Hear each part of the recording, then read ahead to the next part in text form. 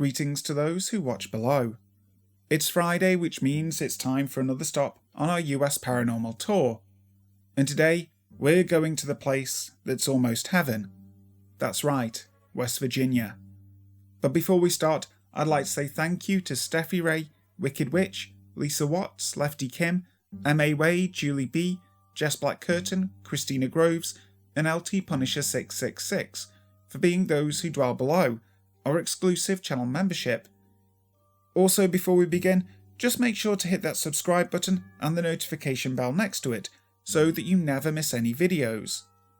So for now, sit back, relax, and enjoy. Creepy Experience at TNT Area by TheresaHPIR. The former West Virginia Ordnance Works was an explosive manufacturing facility constructed for the sole purpose of producing 720,000 tons of TNT per day. It was constructed on 8,323 acres along the east bank of the Ohio River, along State Route 62, 6 miles north of Point Pleasant, West Virginia. From 1942 to 1945, the West Virginia Ordnance Works manufactured explosives for use in munitions and explosives for the war effort. Although owned by DoD, WVOW was operated by a private company to produce the TNT. When it was closed in 1945, the works were declared surplus, and the structures were salvaged or disposed. The former Ordnance Works is on the National Priorities List, and work is being done there by the Huntington District of the US Army Corps of Engineers. Anyway, the TNT area hasn't actually manufactured TNT since World War II ended. It's now part of the McClintic Wildlife Management Area, and the igloos are above ground concrete bunkers where the TNT was stored. They're designed in a way that planes passing over cannot tell that they're there, and if that one should explode, it wouldn't set off a chain reaction. Most of the igloos are now privately owned or owned by the Army, and out of hundreds, only a few are accessible, and only 3 of those are open to tourists.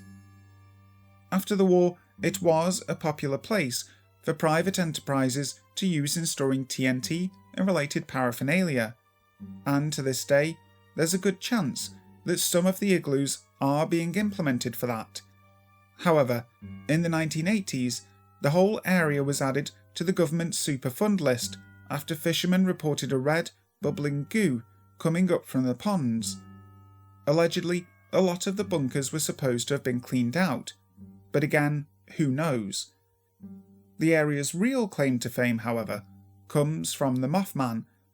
The first reported sighting of Mothman came from the area's North Power Plant, which was torn down in the 90s.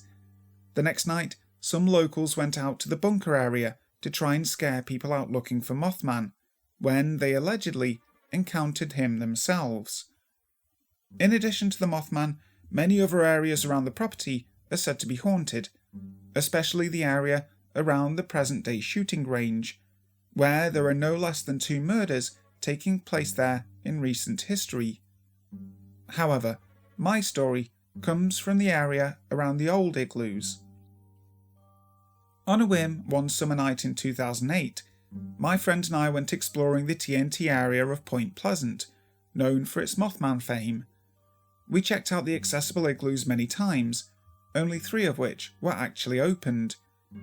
He wanted to show me some pallets, drums and other debris that had recently been placed in front of a few of the privately owned igloos, which were located on a different trail than the one that led to the open ones. This time of year, there are gates blocking off the small roads, so you have to take the trail by foot. We had 2 flashlights and the moon was really bright, so the trail was well lit. We went down the trail and got to see 3 igloos, but then the trail was cut off by a small stream that was overflowing, so we turned back around. Near the first igloo, the one closest to the car, I smelt what I thought was a dead animal. I didn't say anything, because even though the smell was really strong, and I didn't smell it on our trip in, we were out in the middle of a wildlife area, so it's only natural to smell a dead animal sometimes. A few steps later, we were back to where we had parked the car. To get back to the car, we had to go round a big farm gate, which was no problem. Except, I'm a klutz. I got my pants stuck on a weed or something, so I was holding onto the gate's pole with both hands, trying to shake myself free. My friend was laughing at me, and I was laughing but cursing, staring down at the ground, trying to figure out why I was so tangled up. In my peripheral vision, I saw a form come towards me from my left side, the side closest to freedom. I put their arm on my shoulder to steady me. At first I thought it was my friend, who had somehow managed to slip behind me and was trying to help me out. Then it clicked that something was really not right. It wasn't exactly tunnel vision, but somehow I seemed to subconsciously block out everything around me and could only focus on this shape in front of me. And it seemed like the whole scene was shot in movie mode, as if I were watching it on TV, not standing there. I could only see the side/back area of the figure. It was a younger male wearing a white t-shirt with tan skin and not jet black hair, but really dark brown, cut short but longer on the top than on the sides. It only stood about 6 feet and wasn't very muscular, just average build, if not maybe on the slim side. What clicked was, the friend I was with was wearing a grey sleeveless shirt and is heavily tattooed with full sleeves on both arms. He stands around 6'5" and is a bigger guy, fairly muscular with long light brown hair.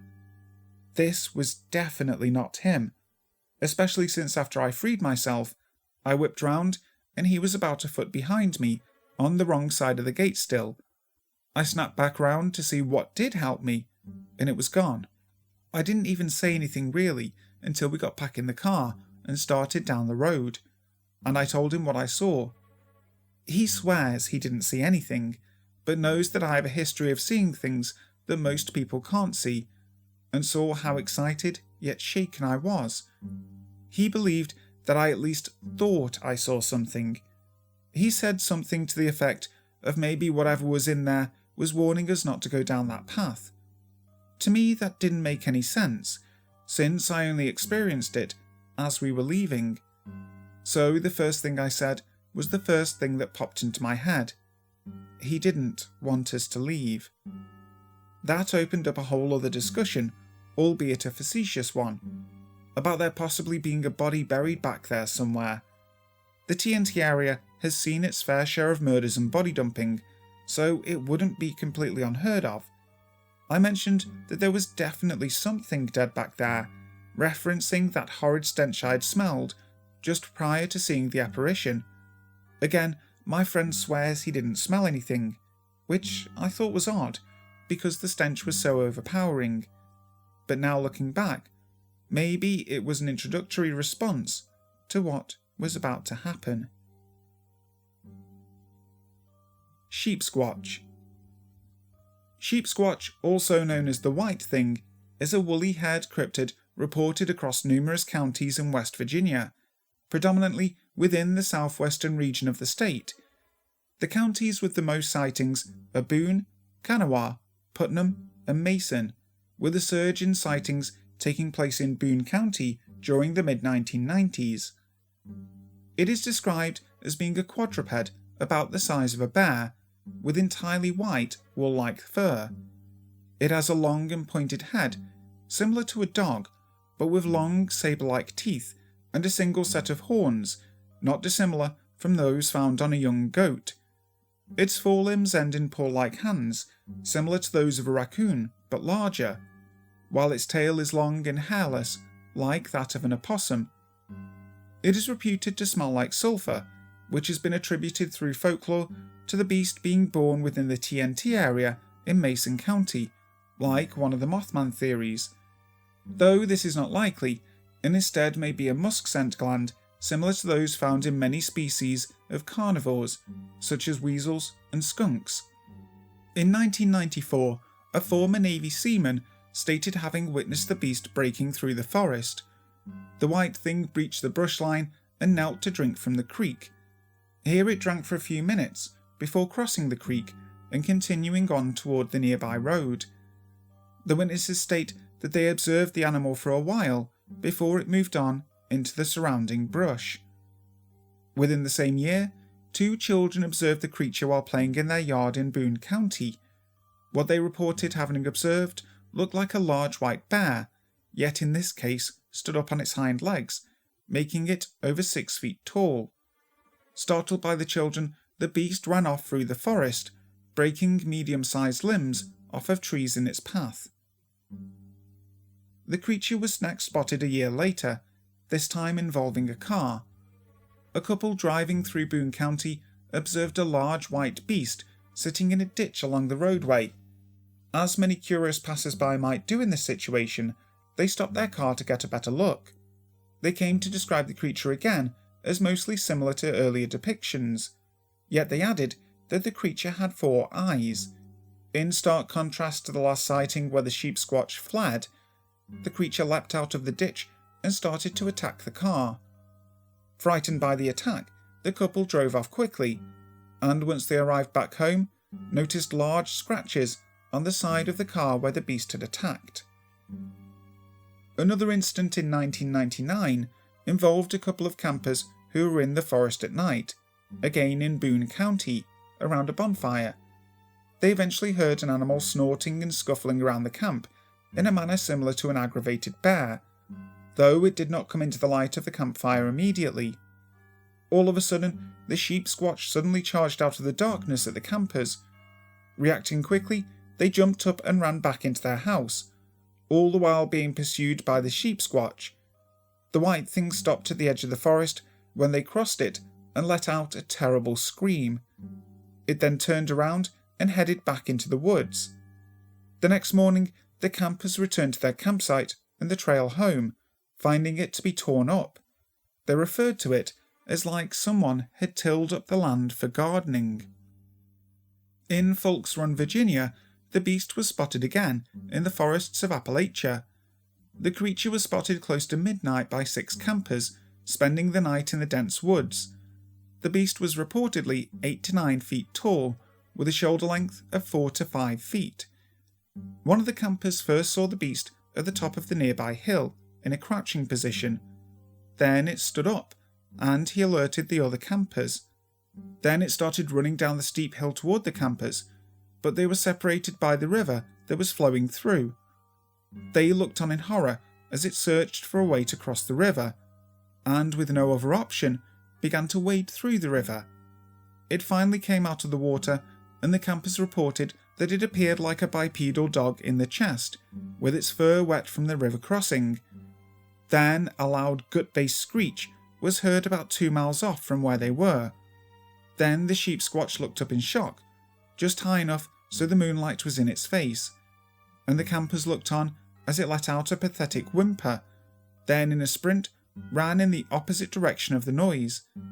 The campers quickly packed and left, then reported it to the locals, fearing that if the authorities were informed, they would be ridiculed. The identity of the campers is unknown as of March 2016. Something on the Side of the Road by Husky Owner 24.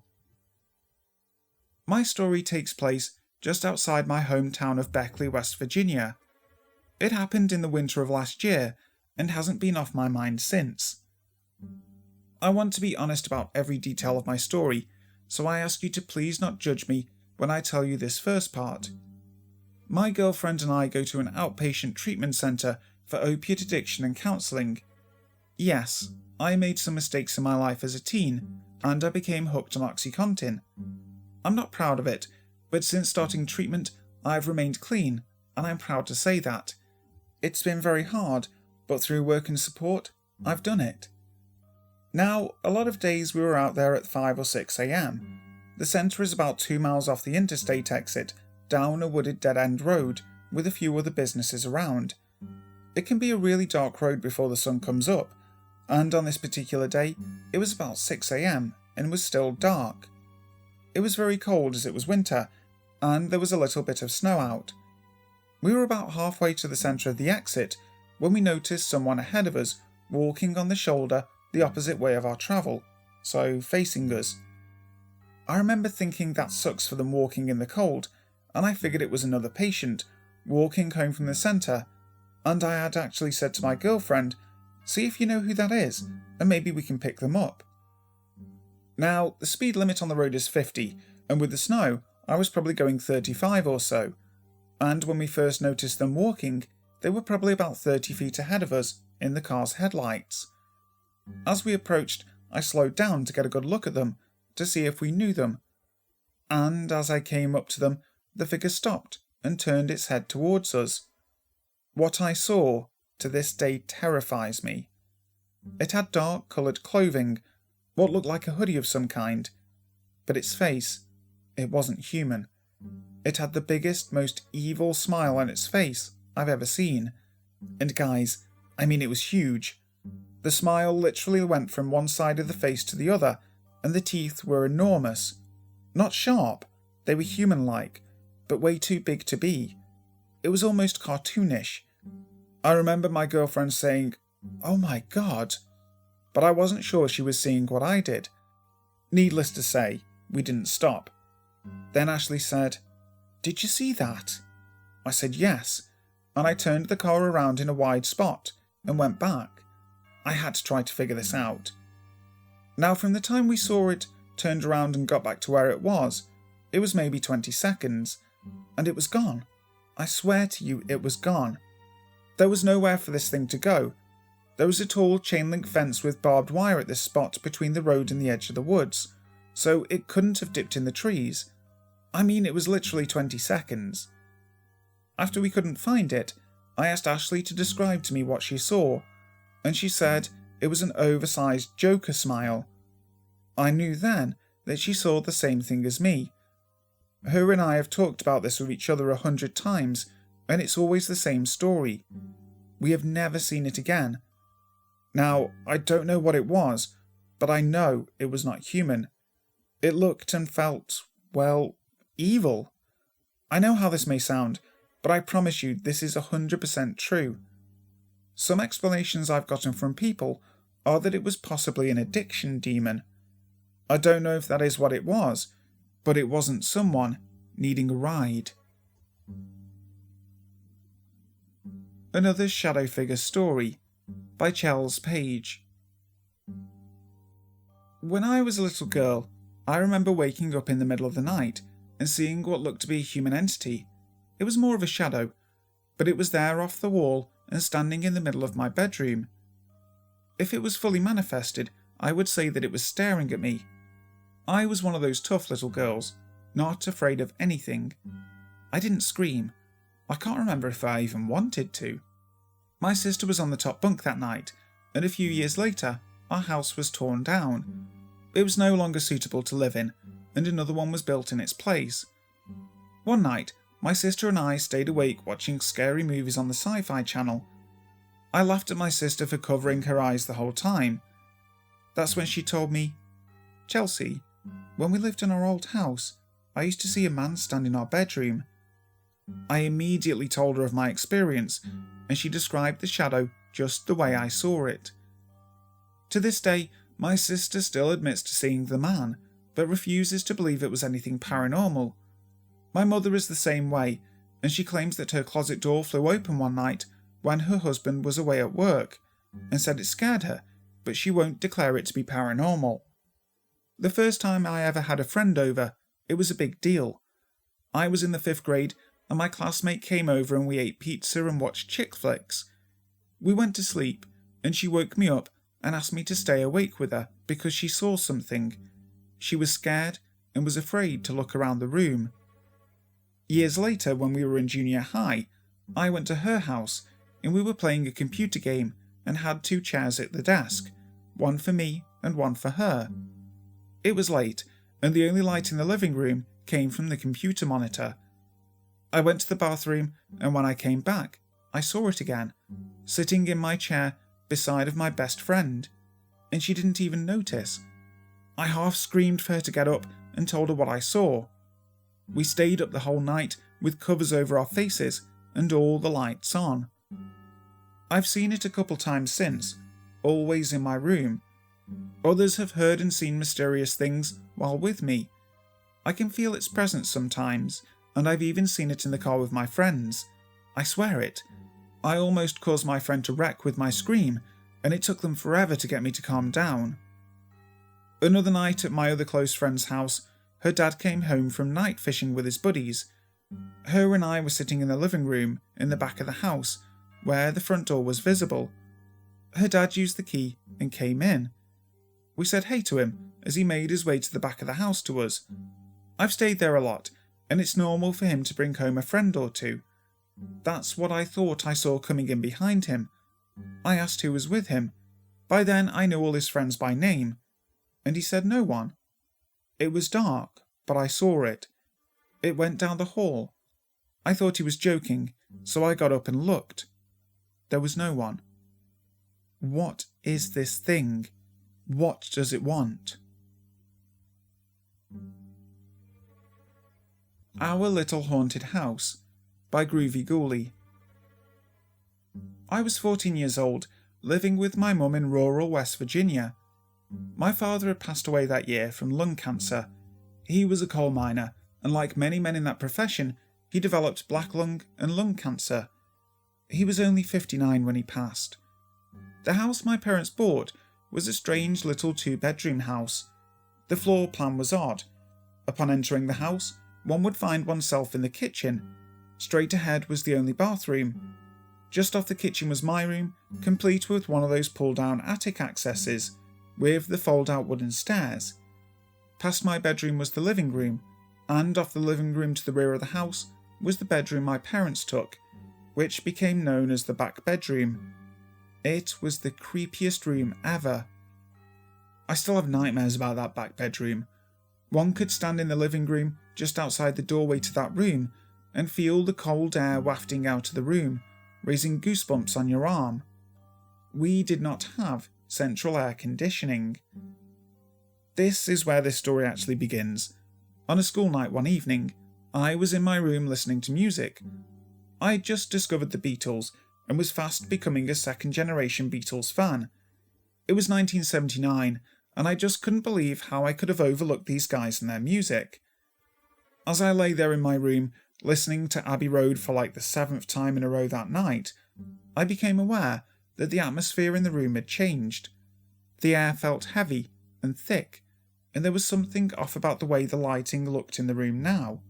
It seemed darker somehow.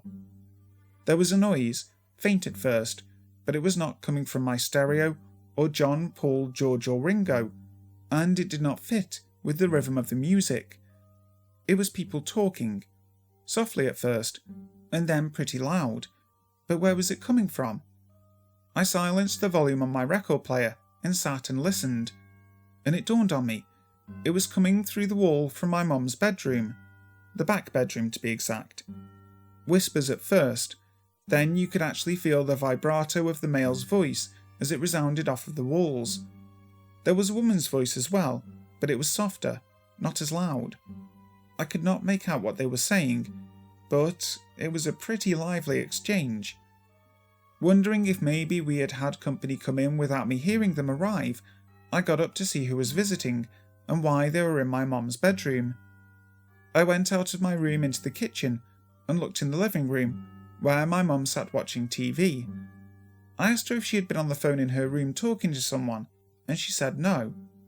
I told her what I had heard, and she just looked at me like I was certifiable.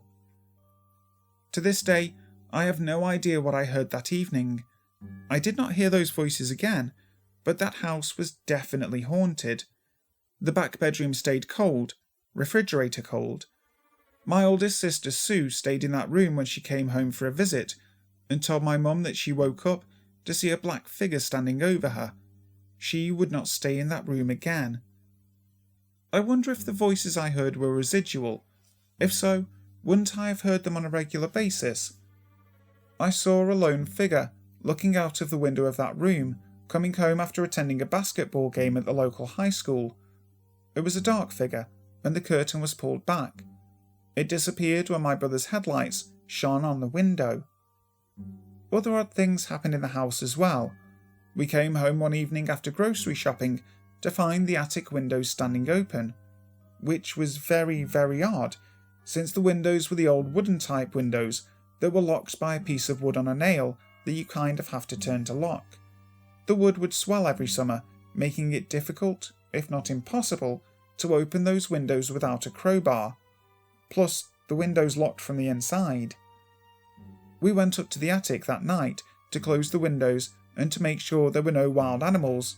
And, mind you, this was the middle of summer, yet that attic was covered from one end to the other in very, very old leaves. It looked like a violent windstorm had blown in with all these leaves, but from where? It was the middle of summer. Finally, after my mum passed, my sister, niece and I were in the house cleaning things out, distributing my mum and dad's furniture, knickknacks and what have yous to those family members that wanted them. The rest was to go to charity. The bedrooms, both mine and the back bedroom, had been emptied of furniture and now stood empty. We slept on the living room floor in sleeping bags. The creepy back bedroom was just off the living room, and so we decided to tie the door to that room shut, using a hemp rope that my friend brought with her for just that purpose. So my sister and my friend looped the rope around the bedroom's doorknob, the old metal kind that rattle, and the other end of the rope is tied to the back door's doorknob, which was located at a slight angle from the bedroom. They tied that rope tight, looped it, and tied it as tight as they could pull it. Later on that evening, when the house was dark and quiet, as I lay on the living room floor, my feet pointed in the direction of the back bedroom, I hear the unmistakable sound of the rattling of that old metal doorknob, like someone is, well, turning it. I laid there terrified, and finally fell asleep somehow, and when we got up the next morning, the door to the back bedroom was opened a good ways, and the hemp rope that I had watched my sister and my friend tie shut so tightly the night before simply hung limp and slack between the two doors. To this day, that stands as one of the scariest things I have ever been through. I still dream about that house. The most frightening nightmare I had was when I dreamed that that back bedroom was actually a cemetery, complete with standing headstones, fog, and creepy black trees. You know, the typical scarier than scary cemetery. But this one was in our house. The house burned down 2 years after I sold it. I do not know if the new owners experienced anything while there or not. Someone told my brother that the old cemetery used to be located on part of that land, where the house stood. Hi guys, thank you so much for listening to today's video. I really hope you enjoyed it. If you did, make sure to leave a like and also subscribe to the channel if you haven't already. And if you really liked it, make sure to leave a super thanks. I'd really appreciate it. So, until next time, sleep tight.